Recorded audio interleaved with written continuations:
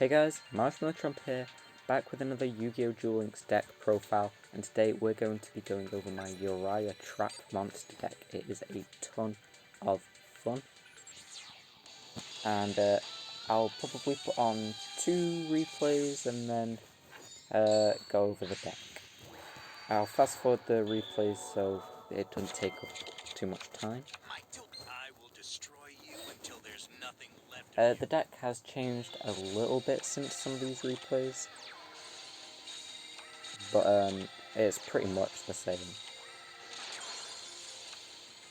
So yeah, the one of the 2 things I attacked happened to be a white stone, which wasn't great. It got Cosmo Brain out pretty early, and then a Tuna, and then a Blue Eyes, and then he's going to bring out a Dragon Spirit of white.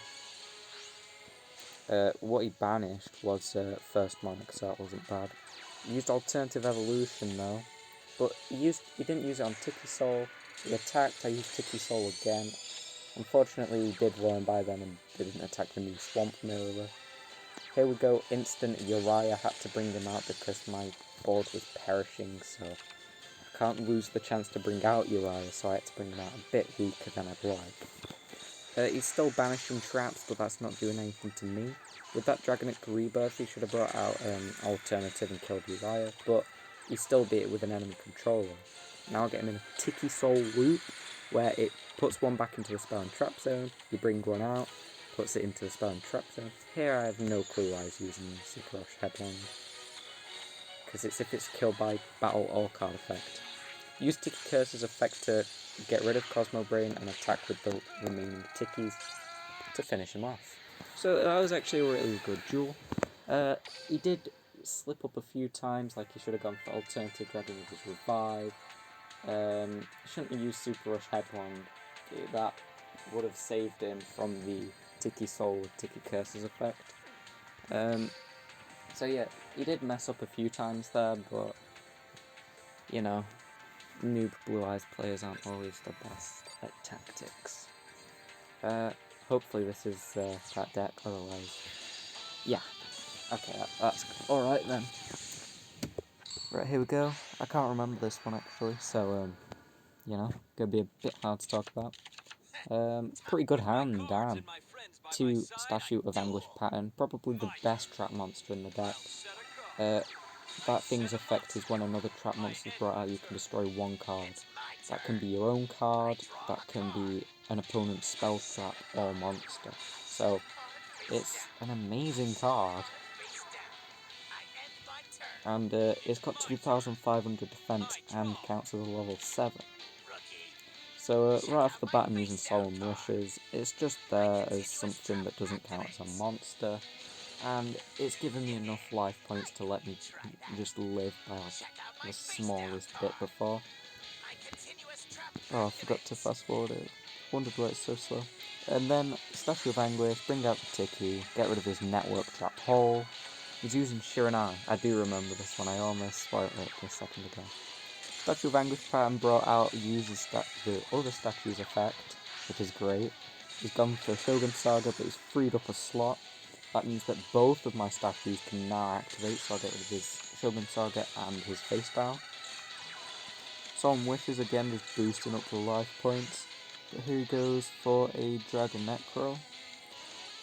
For some reason, he decides to kill Solemn Wishes and not one of my Anguish pattern statues. I don't know why he'd do that.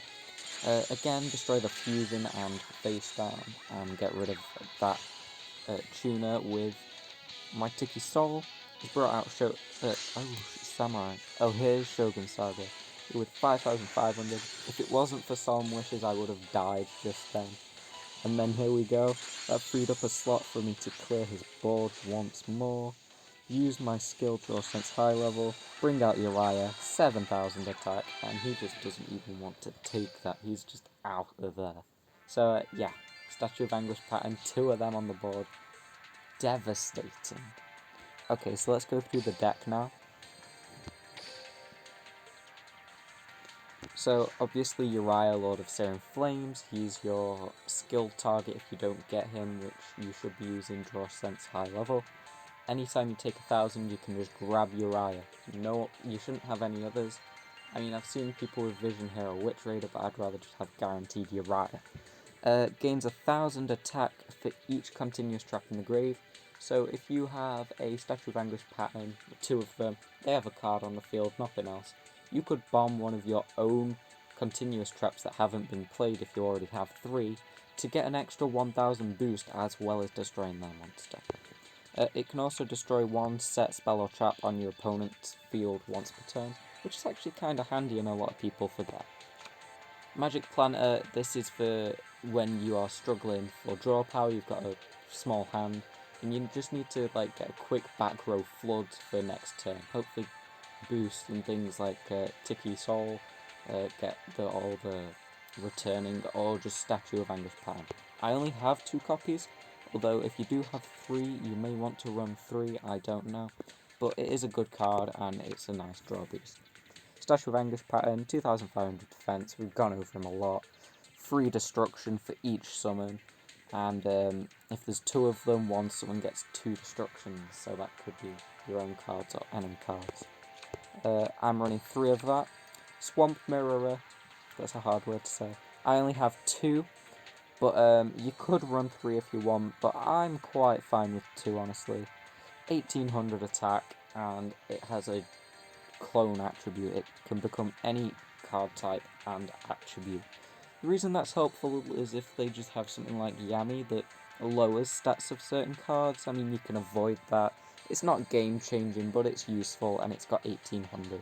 This is usually if you're going to be doing any damage with trap monsters, one of the few that you're going to be doing it with.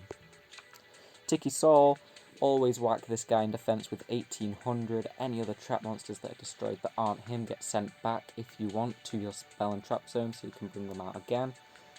He does often get targeted though because of this, and that's how you get around it. 1000 attack though, I mean, once you've cleared the board, 1000 is a nice chunk to do. I run 3 Tiki Soul. Embodiment of APOPHISK here, 1600 attack, 1800 defense. I like this because unlike Swamp Mirrorer, where it has 0 defense, if they have something like Shield and Sword going on, or some Vietcroid stuff or Ojama stuff, Embodiment of APOPHISK isn't really going to be affected. That's why I do actually run 2 copies of him. You don't have to, but I'd recommend 1.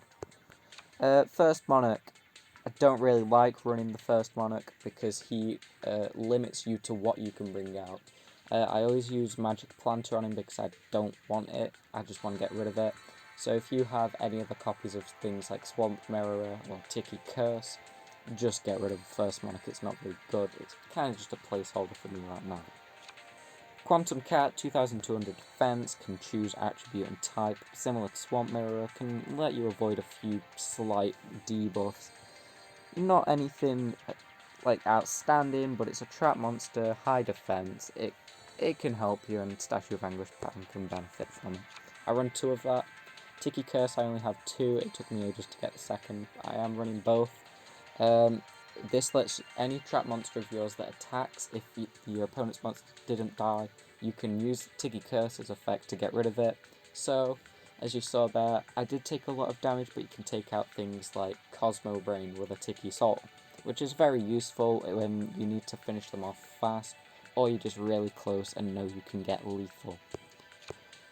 Solemn Wishes, like I said, it doesn't count as a monster, so that has that like safety, and I only run 1 copy of it, but the 500 life points may not seem a lot, but they can come in handy and save you.